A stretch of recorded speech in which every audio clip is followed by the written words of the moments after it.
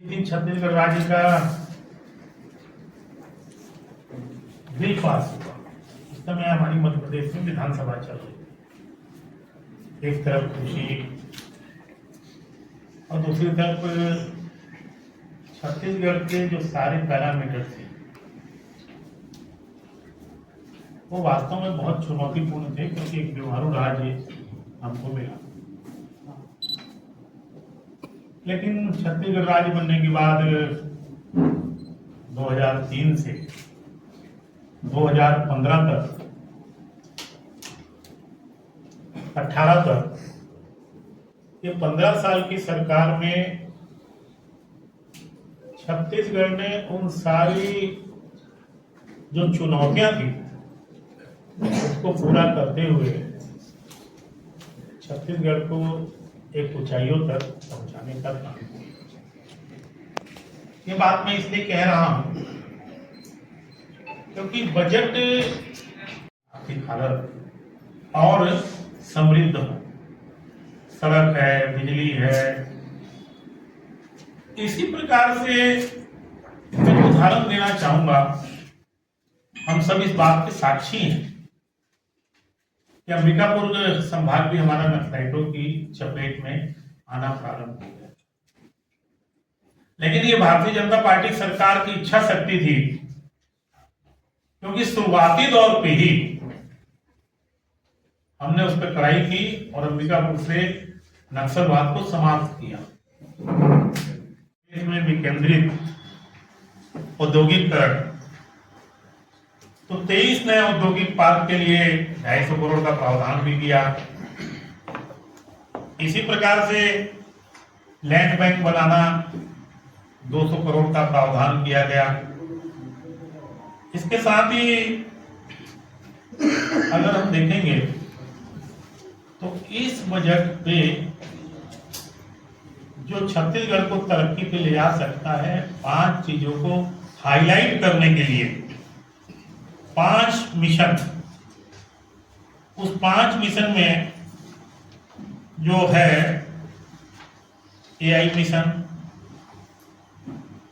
अधोसंरचना मिशन, पर्यटन mission, startup mission और खेल। जहां एक तरफ हम छत्तीसगढ़ की आर्थिक प्रगति चाहते हैं, वहीं छत्तीसगढ़ की आर्थिक प्रगति के साथ जो सांस्कृतिक विरासत है उसको भी बढ़ावा देने के लिए तो बहुत से हमारी 5 शक्तिपीठ है, उसका एक कॉरिडोर बनाना, तो एक समन्वित विकास और सांस्कृतिक विरासत दोनों साथ साथ चले इस बजट में आया। और भी बहुत सी नई पहल हैं। पिछले बजट में भी की गई थी कि पहुंच विभाग में डिजिटल इंडिया के माध्यम से टावर पहुंचाना, जहां पर बसें नहीं जा पा सकती थी सरकार की तरफ से वहां बसें प्रारंभ कराना। तो जो छोटी छोटी कमजोरियां रही हमारी, क्योंकि समावेशी विकास उसी को कहते हैं कि संपूर्ण छत्तीसगढ़ की हर पंचायत का विकास पहुंचना। जैसे पहुंच गांव है, उसके लिए भी पूरा इस बजट में योजना है। तो वास्तव में अगर मैं संक्षेप में कहूं तो ये बजट विकसित छत्तीसगढ़ 2047 का जो हमने डॉक्यूमेंट बनाया था, उसका एक बहुत मजबूत आधार ये बजट बनेगा। और मैं बहुत बहुत धन्यवाद देना चाहूंगा हमारे प्रदेश के मुख्यमंत्री जी का और वित्त मंत्री जी का, कि इस बिलासपुर को इस बजट में बहुत कुछ मिला है। आप सबको ज्ञात ही है कि पूरे बिलासपुर का समग्र विकास के लिए एक मीटिंग हुई थी सारे जनप्रतिनिधियों के साथ, सारे उच्च अधिकारियों के साथ, और सारे विषय को हमने रखा था। और मुझे प्रसन्नता है कि उस सारे विषय इस बजट में शामिल है। सबसे पहले तो मैं जिक्र करना चाहूंगा 3 ओवरब्रिज। एक तो जिसका सर्वे भी हो चुका, राजीव गांधी नेहरू चौक से महामाया चौक वाई आकार का रतनपुर मार्ग तक ओवरब्रिज का निर्माण। इसके अलावा राजीव गांधी चौक से चेकपोस्ट ब्लॉक तक जो ट्रैफिक का आज बिलासपुर की सबसे बड़ी समस्या है यातायात, उसका भी सर्वे का पैसा, क्योंकि उसके बाद डीपीआर बनना है, वो पैसा दिया गया है। इसके अलावा कार बाहर से सिरगिट्टी, ये 3 ओवरब्रिज हमने मांगे थे, जिसकी लागत कम से कम 700 से 800 करोड़ रुपया है। वो तीनों फ्लाईओवर आ गए। इसके साथ ही और यातायात को नियंत्रण करने के लिए कुछ चीजों का जिक्र करूंगा मैं कि जो उसला पुल है वहां देखेंगे ट्रैफिक जाम होता है, जो ब्रिज है वो छोटा पड़ने लग गया। तो इसमें जो है एक नवीन रेलवे ओवरब्रिज साइड, उसका भी प्रस्ताव है। इसके अलावा कुछ अंडरग्राउंड पासेस, जैसे उदाहरण देना चाहूंगा कि जब हम कलेक्ट्रेट से निकल के छत्तीसगढ़ भवन तक आते हैं, जो पुदुदल को सड़क जोड़ती है, ट्रैफिक कतार है कि उसके ऊपर आरोपी बनेगा, उसके नीचे से जाएंगे, उसके नीचे एक अंडरपास, और तो ऐसे चिन्हांकित जितने यातायात के पॉइंट थे वो हमने किए। जैसे कटनी रेल मार्ग पे है, अमेरी के पास जाम लगता है, अंडरब्रिज बना दिया था। इसी प्रकार से एक अंडरब्रिज व्यापार बिहार से सिरगिट्टी जोड़ने वाला, उसका भी इसमें प्रावधान किया है। और इसके साथ ही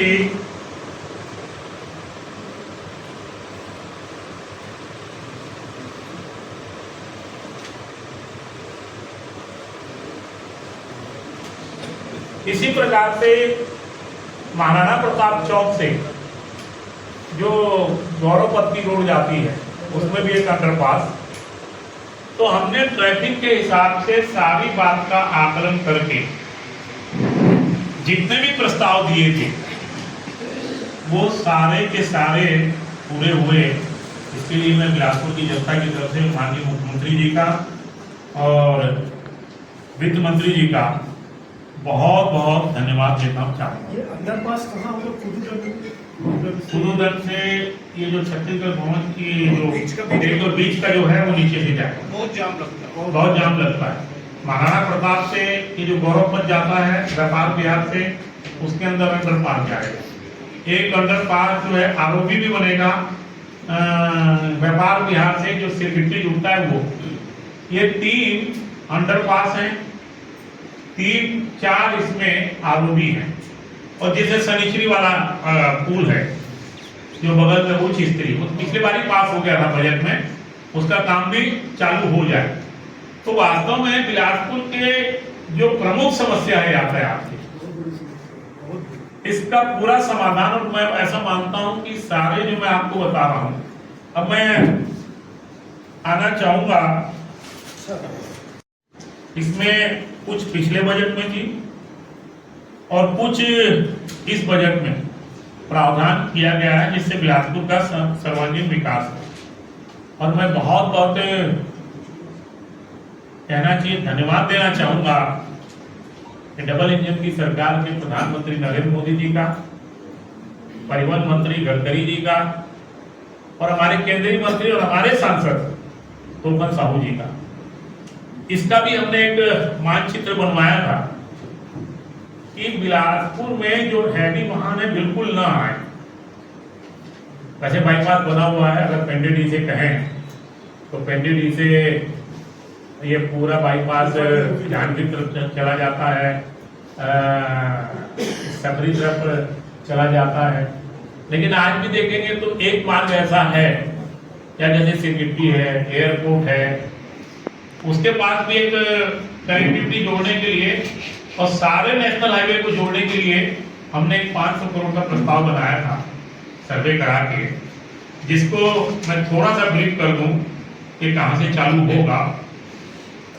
सेंद्री से प्रारंभ होगा, सेंद्री से बिरकोना, बिरकोना से बहतराई, बहतराई से चौक से इंजीनियरिंग कॉलेज, चौक से कॉलेज से सिरपहरी और सिरपहरी से बोदरी। ये लगभग 32 किलोमीटर का नेशनल हाईवे। अगर आप देखेंगे तो अभी सीपत की भी जो गाड़ियां हैं जो शहर तरफ आती हैं, अगर ये जो बाईपास है सारे जो NH है उससे भी जोड़ेगा और शहर के अंदर बिल्कुल हैवी वाहन ना आए, क्योंकि हमने व्यापक 1.5-2 साल में सर्वे करा के यातायात के दृष्टिकोण से ये सारे काम किए हैं और मुझे प्रसन्नता है कि इसकी स्वीकृति DPR बनाने की माननीय केंद्रीय मंत्री जी ने दी है। मैं बहुत बहुत बिलासपुर की जनता की तरफ से धन्यवाद देना चाहूँगा। पहल हमारे सांसद जी ने की है, मैं बहुत बहुत धन्यवाद देना चाहूँगा। तो वास्तव में अगर मैं कहूँ तो बिलासपुर को इस बजट में बहुत कुछ मिला। कुछ चीजें हैं कि जो बजट से बाहर की, जैसे अरपा का संपूर्ण विकास,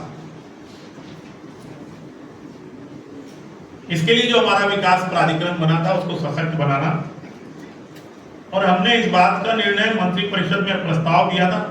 मैं धन्यवाद देना चाहूंगा, प्रस्ताव पारित हो गया कि अरपा विकास प्राधिकरण को कोई भी शासकीय भूमि कलेक्टर 1 रुपए में देने का पावर है। तो अब इससे अरपा का पूरा मार्ग आगे बढ़ने का प्रशस्त हो गया। जानी मानी एजेंसियों को लाकर इस अरपा का जीर्णोद्धार कैसे करें, कैसे इसका मॉडल हो, उसकी प्रक्रिया हमने प्रारंभ कर दी है। और मैं ऐसा मानता हूं क्योंकि इसका बजट से लेना देना नहीं है, लेकिन शासन की तरफ से जो NOC जो ये सब मिलने थे वो सारी प्रक्रिया असिस्टेंट मिलना था, वो प्रारंभ है, जिससे अरपा का काम पूरा हो जाए। साथियों, 2023 का विधानसभा चुनाव था, बहुत सी योजनाएं ऐसी थी जो 18 से चल रही थी,